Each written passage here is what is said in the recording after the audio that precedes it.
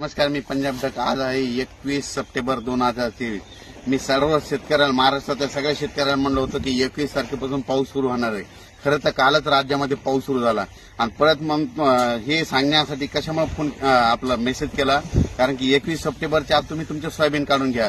तुम्ही बघा, हे माझ्या शेतामध्ये हे सोयाबीनचं क्षेत्रफळ आहे आणि या ठिकाणी ही सगळी मी हार्वेस्टरनं म्हणजे 2 दिवसापासून सोयाबीन काढलेली आहे. हे हार्वेस्टरनं काढलेली आहे आणि हे हार्वेस्टरनं काढत या ठिकाणी हे एवढं मोठं दिसलं आहे आणि या ठिकाणी सर्व शेतकऱ्यांसाठी अंदाज दिला नाही.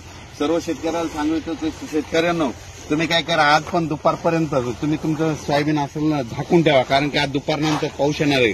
राज्यात सांगायचं झालं तर म्हणजे 21 तारखेपासून ते 2 ऑक्टोबर पर्यंत राज्यात खूप मोठा पाऊस पडणार आहे. म्हणून हा अंदाज लक्षात घ्यायचा. तो पाऊस तुम्हाला एक सांगतो, महाराष्ट्रामध्ये 42,000 गाव आहेत, तर प्रत्येक गावाला ह्या म्हणजे 2 तारखेपर्यंत 2 ऑक्टोबर पर्यंत 3दा पाऊस येऊन जाणार आहे. म्हणून हा अंदाज लक्षात घ्यायचा. परत सर्व शेतकऱ्याला सांगू इच्छितो की राज्यामध्ये काय झालं की आता मध्ये कालच पूर्व विदर्भाकडे पाऊस सुरू झाला. आज नांदेड, लातूर या भागाकडे, सोलापूर या भागाकडे जरा चांगला पाऊस सुरू होईल. त्याच्यानंतर दुपारनंतर आणखी बऱ्याच भाग, राज्यातला भरपूर भाग कव्हर करेल. पण रात्रीच्याला मात्र बऱ्याच ठिकाणी असा पाऊस चालू झालेला दिसेल. पण 21, 22, 23 पर्यंत पासून ते जवळजवळ सांगायचं झालं तर